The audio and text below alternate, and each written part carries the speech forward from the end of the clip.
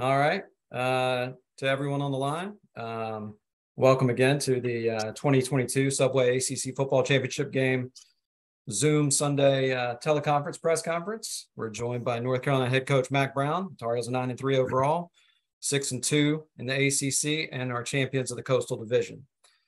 Coach, we could start with an opening statement, and then we'll take questions. Thank you, Kevin. We're really excited to be playing in the ACC Championship game. It's only the second time for us since divisions were established in 2012. 2015, we actually played Clemson, and Gene Chizik was our defensive coordinator, and Charlton Warren was our secondary coach at that time. But very, very proud of these guys. So they've done something that's only been done two times since we've had divisions. So proud of them. Also, winning 9 games here is important because we haven't done that except one other time since 1997. So these guys have accomplished a lot. Winning 6 games on the road, having a chance to play a great team like Clemson is something that is very, very important for us. When I got back, I wanted North Carolina football to be relevant again. And we've been to 4 straight bowls, one of those bowls being the Elite Orange Bowl. And then here we are playing Clemson in the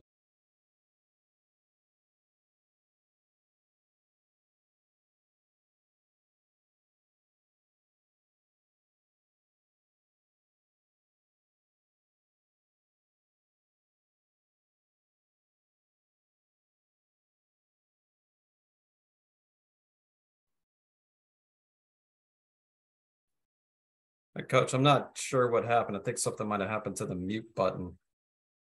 Got it now. There we go. We're back. There we go. Sorry about that. Yeah. Yeah, I didn't touch it, Kevin, so I'm not sure. Technology. It's kind of the way my weekend's gone. So. Probably on my end, but okay. Sorry. Part of it, but proud. I don't know where we stopped, Kevin. You were talking about making North Carolina football relevant again, 4 straight bowl games. Yes, 4 straight bowl games, one of those being the Orange Bowl, which we'd never been to, and then getting to the championship game to have a chance to play a national program like Clemson. Clemson's been the standard in the ACC for many years. When I was here before, it was Florida State. Florida State was in the national picture every year. I think Coach Bowden had 14 straight years of being in the top 4. So all the rest of us were second and below, and that's pretty much what Clemson's been. Last year it changed a little bit, but Dabo's done an amazing job of getting his team back this year and being the national picture. I looked at some things this morning because I went through a similar number of years at Texas that Dabo's gone through at Clemson now, and he's 160-30, 37 as the head coach at Clemson. Second winningest program since 2015 with 99 wins. He's won 2 national championships. They've appeared in the college football playoff 6 times, 7 seasons with at least 11 wins with a chance at an 8th, and 4 14-win seasons. Just absolutely unbelievable the success he's had. And like I said, all of us are trying to catch him. He's done an amazing job. He's a dear friend of mine. I like the way he does it. He does it with class, and can't wait to compete against him this weekend. It'll be a real fun challenge for our team. All right. Thank you, Coach. We will now go to questions. If you have a question, please use the raise your hand function, and I'll call on as many folks as we can get to. Our first question is from Trevor Groves. Go ahead, Trevor. Hey, Coach. The last time you played Clemson, it was an epic game. 2019, Clemson was #1, riding the nation's longest win streak. You went for the 2-point conversion. What do you remember about that game? And was that one of the tougher losses to swallow in your career?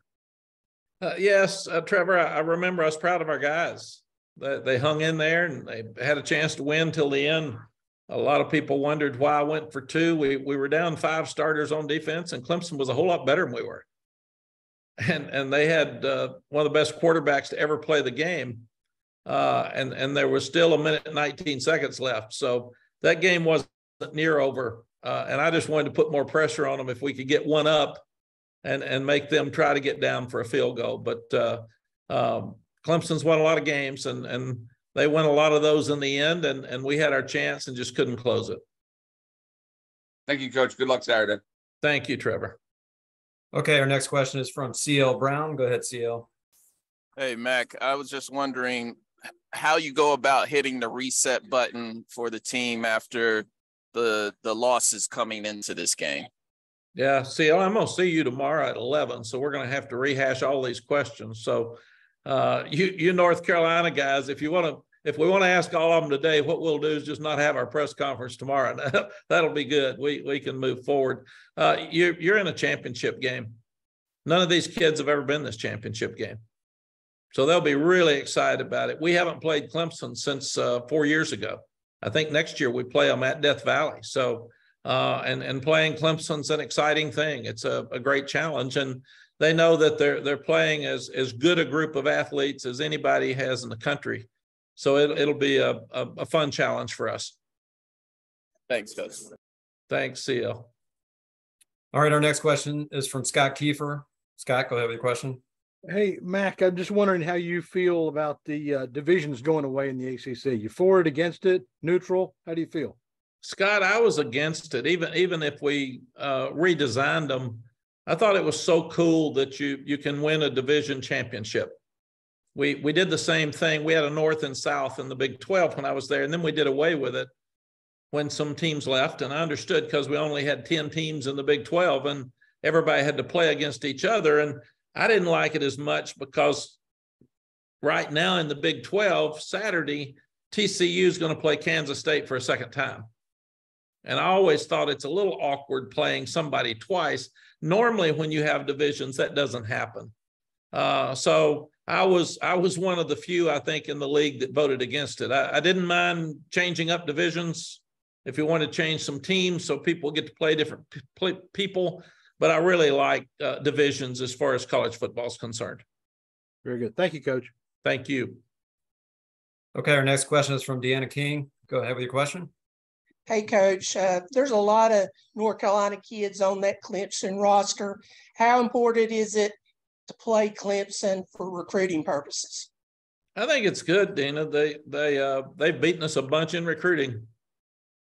Most of the guys on our team weren't offered by them. So there's a lot of great players on their team that I've tried to recruit that decided to go down there. And they've got a great program.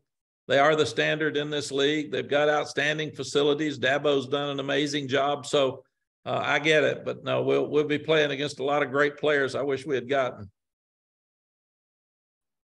Okay, our next question is from Sammy Batten. Go ahead, Sammy. Yeah, Mac, just following up on kind of Dina's question. I mean, Charlotte, both teams have really great players from Charlotte.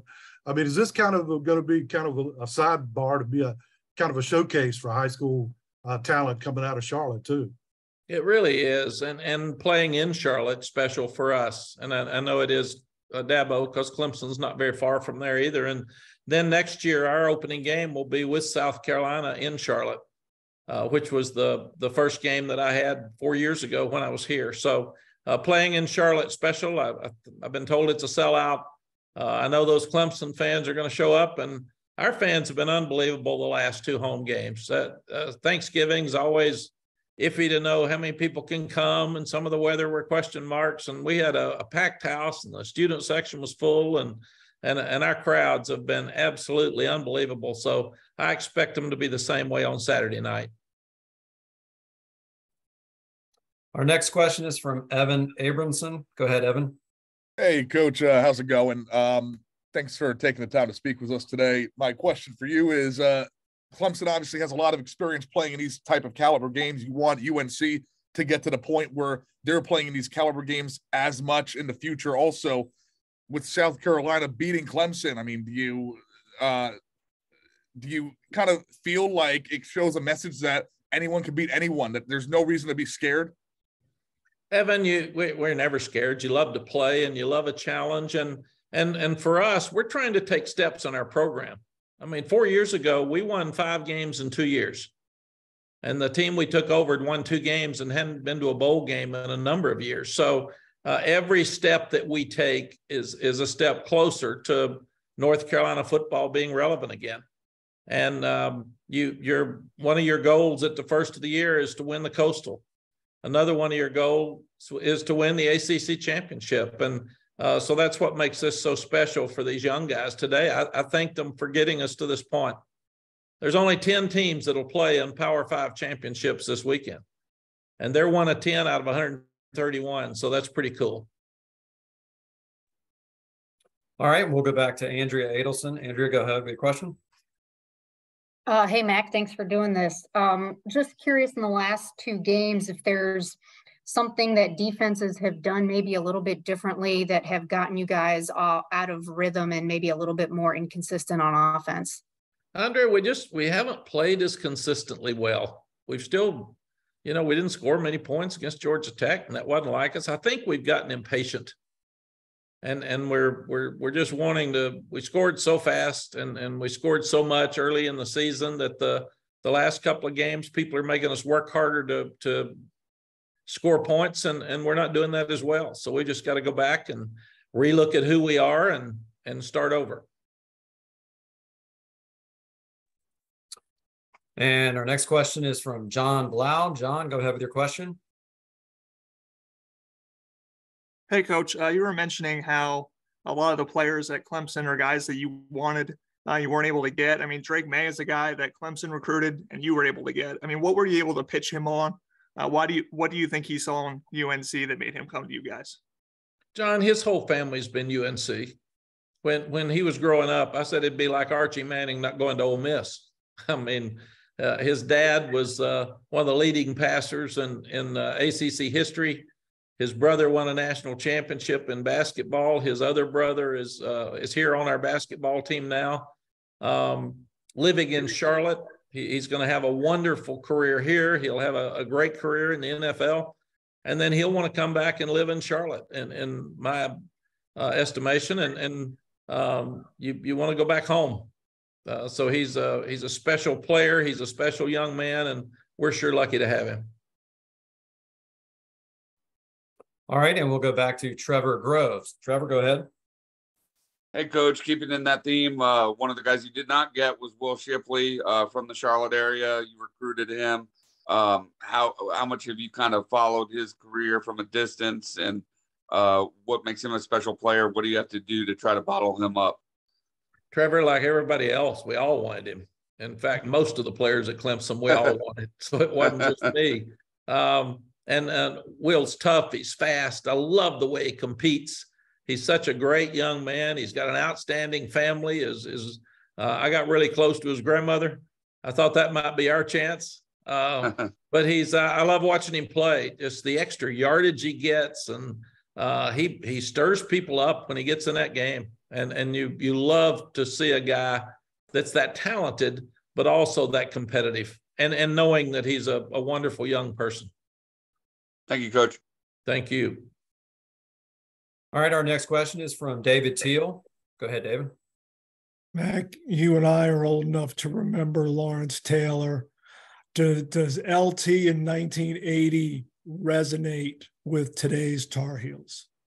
Well, LT resonates with everything we do. I wish we'd get the pass rush that he had. David, we're not getting any pass rush, and he got them all. And I know the goal line stand at Clemson. You go back and think about those days, but he was a special player. He actually had him back to a game last year, and he was here and met a lot of our kids. And being one of the greatest players to ever play, he's a guy that a lot of people relate to around here. But does that 42-year drought, does that get mentioned in your locker room and the opportunity that you have Saturday night to end it? David, it does, but it's something that we went from the bottom now. You win 3 games in 2 years, and I think 2 of those were Power 5 teams. We've had to start from the bottom and work our way up, and it's really interesting to watch our team. They just love to win, and everything's new for them. So these guys hadn't been to a bowl game. Then we went to a bowl game. Then we go to the Orange Bowl. Then last year was a disappointment. And now this year they found a way to win a lot of close games. And very honestly, David, we're about like everybody in the Coastal. all of our games except Pittsburgh came down to the last drive. And so that's kind of who we are. And they know that. And they know that Clemson's better than the teams that we've played.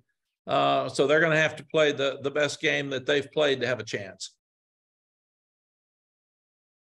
Okay, our next question is from Anna Adams. Anna, go ahead.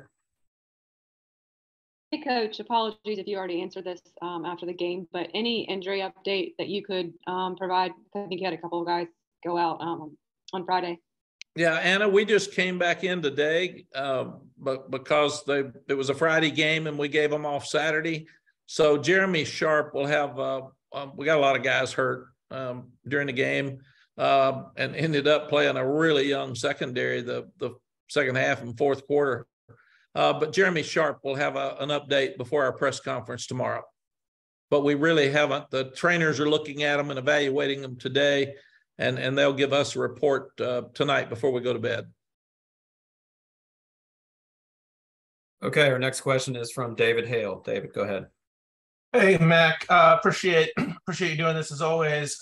You mentioned earlier that one of the reasons you came back to UNC was with the hopes of delivering a sense of national relevancy to the Tar Heels program again. This obviously being a big step towards that. How much does that equate into your plans for the future? Would winning an ACC title, would you say, hey, all right, I did it, let's go out on top? Or are you just kind of saying, I'm having fun doing this, I'm going to keep doing it, and sort of where meeting those goals is where it doesn't matter to you in terms of that decision? David, they really, obviously they matter but it doesn't in regards to that decision at all. I like winning. Losing stinks. I think everybody that lost yesterday, and there were a bunch of them that lost a whole lot of important things yesterday and Friday, would all tell you that it stinks. I just told our team, winning's fun. Thank you for the 9. The others stink. Just part of it.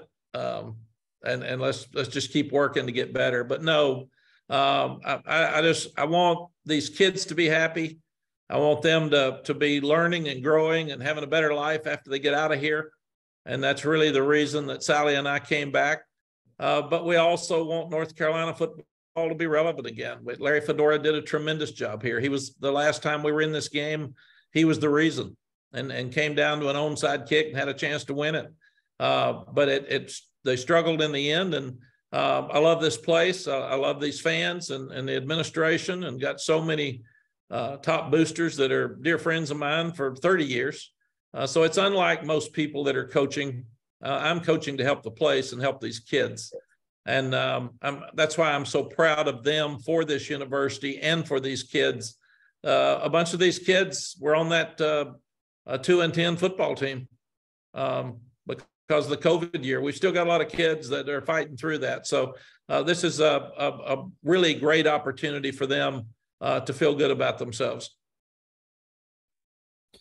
All right, we got a few more minutes. Reminder to use your raise your hand function. And if Sammy Batten, you had a follow up, you can go ahead.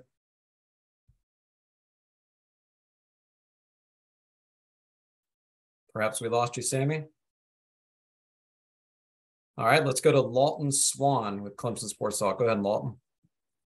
Hey, Coach, I'm sure you're just getting prepared for the Tigers, obviously, but have you seen any crossover film on this team, and what you have seen of them, you know, what might give you some concerns going into the matchup on Saturday night? Lawton, they run the ball so well. You know, the quarterback's so big and strong, and he's lost weight from last year and looks much more athletic. And you get he and Will Shipley back there. They're always good in the offensive line. They've always got the big, tall receivers that can make plays. So that's who they are. They've been running this offense forever, and they're really, really good at it. And you look at defensively, they're as good as anybody in the country. I mean, their defensive front, those guys every year, they just rotate them. They all look great. They look like what the rest of us want to be like and get like in their defensive front seven. They've always got skilled people in the back end, but again, you look at their defensive line, and it's hard to. We've struggled the last 2 weeks offensively. It's hard to figure out how you'd make some yards. All right, Sammy, I see you on there. We'll try you one more time. Yeah, can you hear me now, Mac? Yeah. Yes, Sammy. Mac, I was just wondering, has the talent pool in the Charlotte area gotten even deeper since your first time around at UNC? Sammy, absolutely. And I think but we had 29 million people in the state of Texas. And there's a lot more people in this state, and specifically Charlotte, than there were when I left. But now there's great players in Charlotte every year, and it's a hotbed, and everybody in the country can fly in there. So they're all very, very highly recruited, but they're well coached. The population is such that there's so many great players there. And that's why I love playing this game in Charlotte. And I love opening up next year with South Carolina and Charlotte, because we'll have a lot of the locals that are coming. But we're signing more and more Charlotte kids each year. And really and truly, Sammy, we had some when we were here before, but not near as much as we have now. Yeah. Thank you. Thank you. Okay, seeing no other questions, we'll let Coach Brown go. Coach, thanks for joining us this evening, and we'll